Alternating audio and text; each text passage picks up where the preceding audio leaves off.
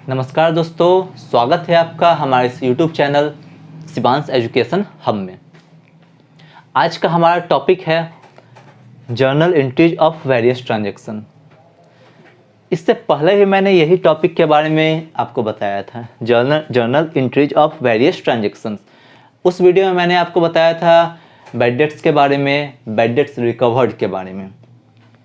आज हम उसके बाद चलते हैं कुछ और तरह के ट्रांजैक्शन का जर्नल एंट्री पास करना। तो देखिए, इसके बाद है मेरा डिप्रिसिएशन। क्या है मेरा? डिप्रिसिएशन का जर्नल एंट्री पास करना। क्या है मेरा आज का टॉपिक? डिप्रिसिएशन।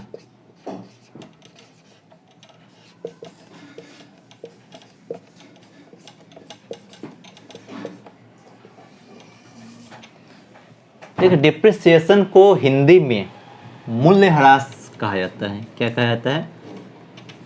मूल्यह्रास। चूंकि इसके नाम में ही इसका मतलब छुपा हुआ है, इसलिए हम इसका नाम हिंदी में आपको लिख देते हैं। डिप्रिसिएशन यानी मूल्यह्रास। तो डिप्रिसिएशन आखिर है क्या? हम लोग कोई भी ट्रांजैक्शन को आपको बताया है जर्नल एंट्री पास करना, तो सबसे पहले वो ट्रांजैक्शन का मतलब बताया है क्या, कि वो ट्रांजैक्शन कहते किसको है, वो ट्रांजैक्शन होता क्या है। उसके बाद आप जर्नल एंट्री पास करने सीखे, क्योंकि बिना आप उस ट्रांजैक्शन का मतलब समझे आप जर्नल एंट्री पास अगर कर रहे हैं तो आपको कुछ समझ में नहीं आएगा। तो डिप्रिसिएशन का मतलब क्या? तो देखिए, हम लोग जब एसेट का यूज करते हैं, हम लोग जब एसेट का यूज करते जाते हैं तो होता क्या है कि एसेट के मूल्य में कमी होते जाती है। एसेट का मूल्य मेरा कमते चल जाता है। जैसे जैसे हम लोग एसेट का यूज करते जाते हैं, उपयोग करते जाते हैं, इस्तेमाल करते जाते हैं, वैसे वैसे उस एसेट का जो वैल्यू है, उस एसेट का जो मेरा मूल्य है, वो मेरा धीरे धीरे घटते चलता जाता है। और एक समय ऐसा आता है जब उसका मूल्य एकदम नील हो जाता है, वैल्यू लेस हो जाता है। तो यही जो मेरा एसेट में जो मूल्य में जो कमी आने लगा एसेट का यूज करने के कारण, यही मेरा हो गया क्या? डिप्रिसिएशन। यानी सिंपल शब्दों में, अगर हम एसेट का यूज करते हैं तो उसके यूज करने से उसके मूल्य में जो कमी आती है वही मेरा कहलाता है डिप्रिसिएशन। तो ये हो गया हमारा डिप्रिसिएशन। अब डिप्रिसिएशन का जर्नल एंट्री पास कैसे करते हैं? तो देखिए, जब डिप्रिसिएशन मेरा होगा यानी एसेट को यूज करने से उसके मूल्य में जो कमी आएगा, तो ये बिजनेस के लिए क्या होगा? ये बिजनेस के लिए होगा लॉस। ये बिजनेस के लिए क्या होगा? लॉस। और लॉस क्या है? लॉस कौन सा अकाउंट है? लॉस मेरा है नॉमिनल अकाउंट। और नॉमिनल अकाउंट का गोल्डन रूल क्या होता है कि all expenses and losses are debit and all income and gains are credit. तो इस तरह से डिप्रिसिएशन में या बिजनेस के लिए लॉस हुआ तो डिप्रिसिएशन को हम लोग क्या कर देंगे? डेबिट कर देंगे। डिप्रिसिएशन को हम लोग क्या कर देंगे? डेबिट कर देंगे। और इसके बाद हम लोग क्रेडिट किस चीज़ को करेंगे? कौन से अकाउंट को हम लोग क्रेडिट करेंगे? तो एसेट को यूज करने से धीरे धीरे उसके मूल्य में कमी आया, यानी एसेट का मेरा वैल्यू कम रहा है। एसेट का वैल्यू मेरा कमते चल जाएगा, उसका वैल्यू मेरा डिक्रीज हो रहा है। और एसेट का वैल्यू जब डिक्रीज होगा तो modern rule of debit and credit के अनुसार हम लोग एसेट को क्या करेंगे?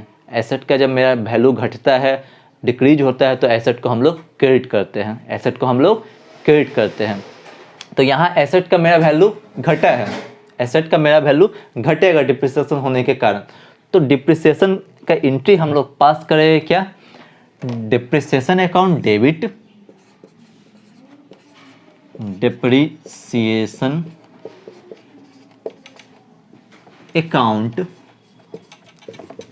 डेबिट। और टू कर देंगे हम लोग क्या? तो टू कर देंगे हम लोग एसेट अकाउंट, क्योंकि एसेट का वैल्यू मेरा घटा है। इसका नरेशन हम लोग क्या लिखेंगे? तो हम लोग इसका नरेशन लिख देंगे बीइंग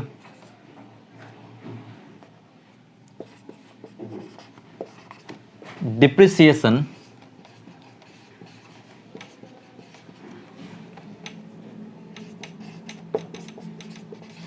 चार्ज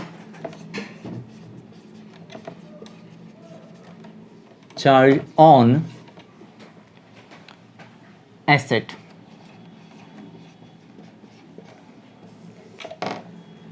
ये हो गया मेरा डिप्रिसिएशन का जर्नल एंट्री।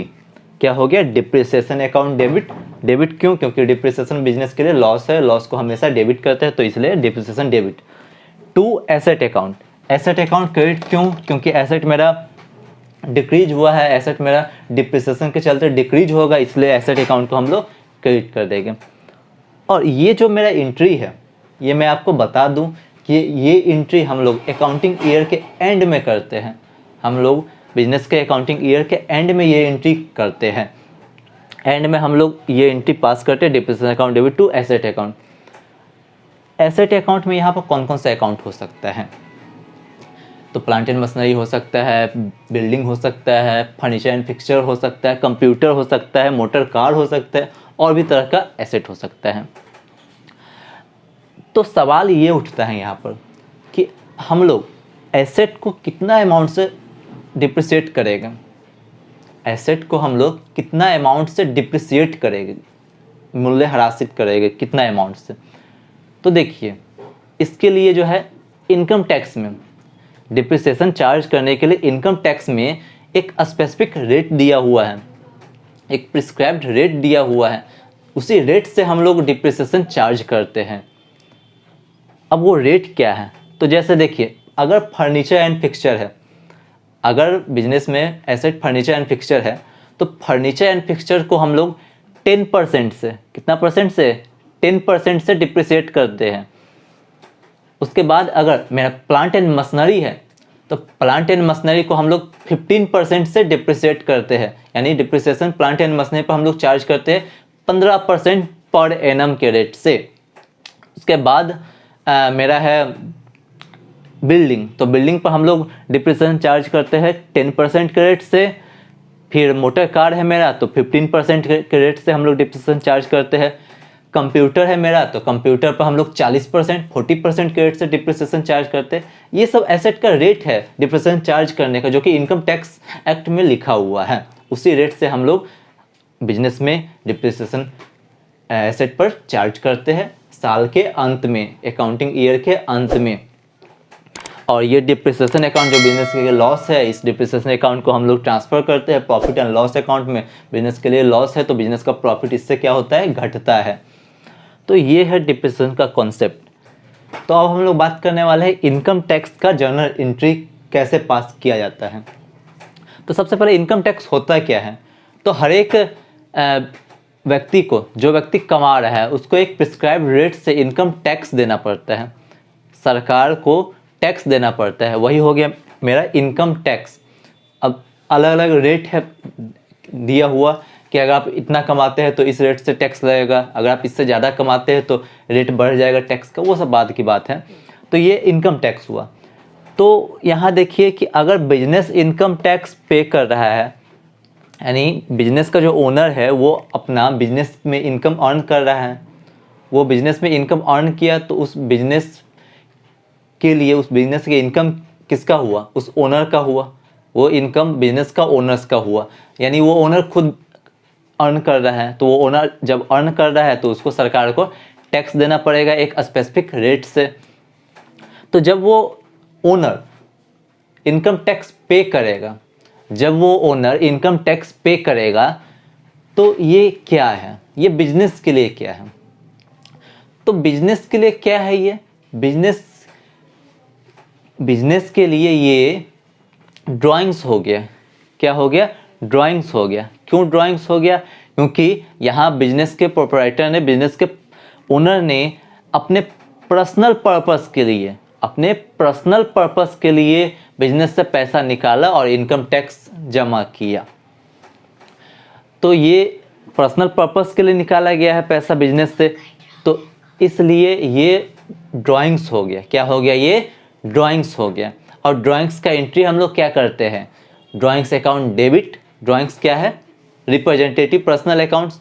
चूँकि यहाँ ये ड्राइंग्स बिजनेस के ओनर को रिप्रेजेंट कर रहा है और बिजनेस कैश दिया है बिजनेस के ओनर को इनकम टैक्स पे करने के लिए। यहाँ यानी कि यहाँ बिजनेस का जो ओनर है वो रिसीव करने वाला है। क्या है? बिजनेस का ओनर रिसीव करने वाला है, इसलिए हम लोग सिंपल ड्राइंग्स अकाउंट को हम लोग डेबिट कर देंगे। क्या कर देंगे?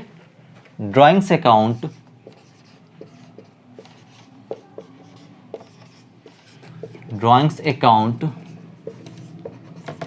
डेबिट और टू कर देंगे हम लोग क्या? तो टू कर देंगे हम लोग कैश अकाउंट। यहां पर हम लोग लिख देंगे narration being income tax paid.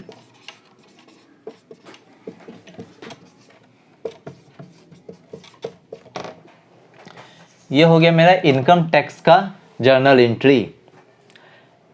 Proprietorship के केस में ये हम जो बताए इनकम टैक्स का जर्नल एंट्री, ये है प्रोप्राइटरशिप के केस में।